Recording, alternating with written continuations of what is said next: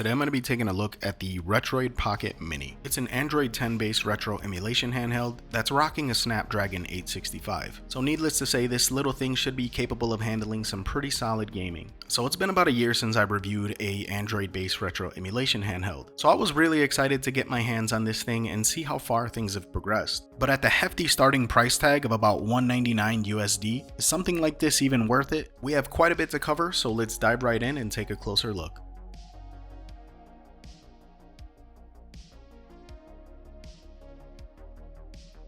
Inside the box, you have the Retroid Pocket Mini itself, a thin little user manual, a USB-C cable for charging and data transfer, and it actually came with a glass screen protector. It comes in a variety of different colors. I opted to go with the gray because I'm a really big fan of the red, blue, green, yellow Super Famicom style buttons. Every version comes with this glossy glass-like finish on the face of the unit, which gives this handheld a really sleek appearance. It's a good looking little machine. Size-wise, it's a tad bit smaller than a PlayStation Vita with a little bit more thickness. The joysticks don't pop out very much, so it manages to have a relatively flat profile, making it very pocketable. It has 4 face buttons, a directional pad, and 2 Hall effect joysticks. It also has a start, select, home, and back button. The joysticks are clickable, providing L3 and R3 buttons. Topside, we have the 4 shoulder buttons, L1 and R1 being in the more classic button style configuration, while L2 and R2 are in the more pressurized trigger style. We also have the power button and the volume up and down, as well as the exhaust vent for the cooling fan. Over on the back, we have the intake for the cooling fan, which the placement initially concerned me. I was worried that my hands were going to cover the fan and the thing would start overheating. But as you can see, the grooves on each side serve as a really comfortable grip for your hands,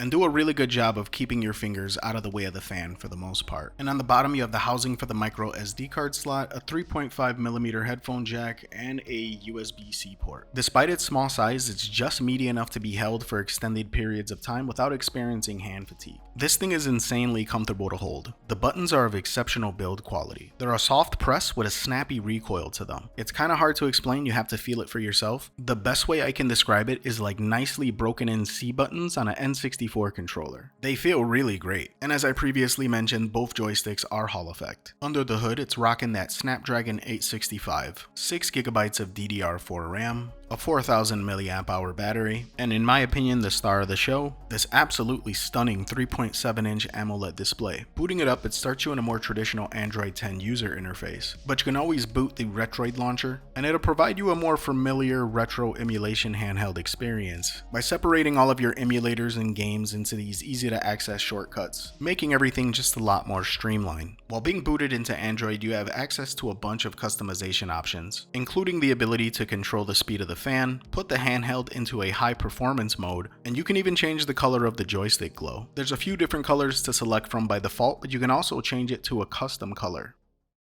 So starting with the 8-bit and 16-bit emulation. Honestly, I didn't go too in-depth in this category because given this handheld specs, we know it's going to be able to handle these emulators no problem. But I will say for the games that I did try, this 3.7-inch AMOLED display is unlike anything else I've experienced in this space thus far. Colors were vibrant, animation stood smooth. It borderline felt like I was playing a remaster of some of these games. Switching over to N64, I'm very limited in the games that I'm actually able to show on here for obvious reasons, but it was a similar story, and the performance was every bit as good as you would expect on a Snapdragon 865. Moving up to something a tad bit heavier, it handled Sega Dreamcast really well. And once again, the star of the show being this AMOLED display made these games look better than I've ever seen them look. Specifically Jet Set Radio, it looks damn near as good as the PlayStation Vita port. When playing PSP on other 4x3 handhelds in the past, I've had mixed results. So I was a little concerned that PSP wasn't going to look quite right on here. But all things considered, I think they look quite nice on here. There's a few titles where the camera will pan far out and that makes it a little bit difficult to see. But for the most part, I had no issues playing PSP.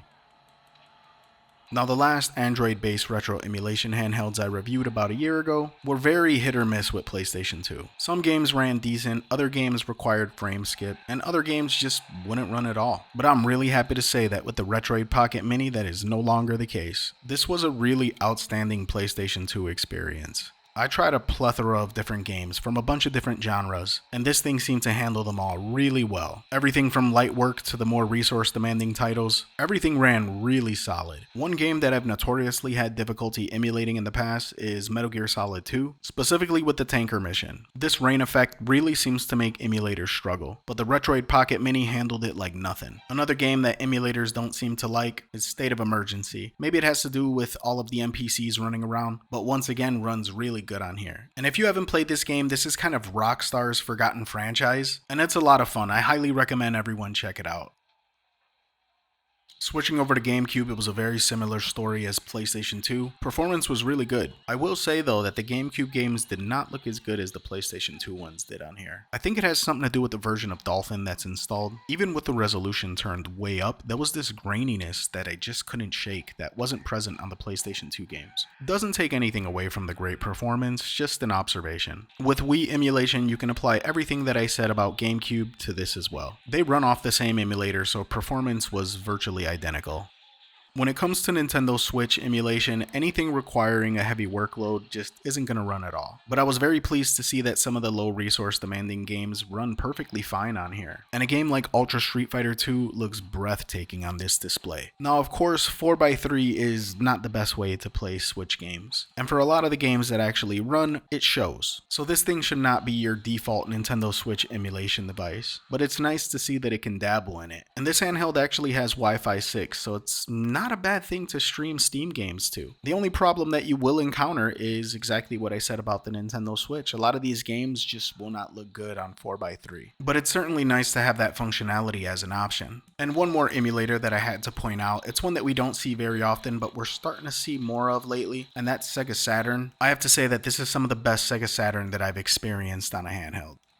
So the Retroid Pocket Mini. Guys, I have to say this thing is an absolute beast. It does almost everything to perfection, and leaves very little to be desired. It's about as perfect of a pocket-sized retro emulation handheld as you can get. The only drawbacks that I can actually point to are the limitations of the 4x3 aspect ratio and its hefty price tag. This thing starts at about $199 USD, and I've seen it go as high as $300 depending on the kind of package you want. So it is definitely not a budget or entry-level handheld. But if cost isn't a concern and you're looking for a jack of all trades that sacrifices very little and has arguably the most beautiful display you'll see on a 4x3 handheld, the Retroid Pocket Mini might be the one for you. For everyone else, as this technology becomes more readily available, we're going to see the prices go down. So maybe hold out until we see things with specs similar to this at a much cheaper price point. If you guys are interested in the Retroid Pocket Mini, I'll put links in the description below. Until next time, this is Ness, signing out.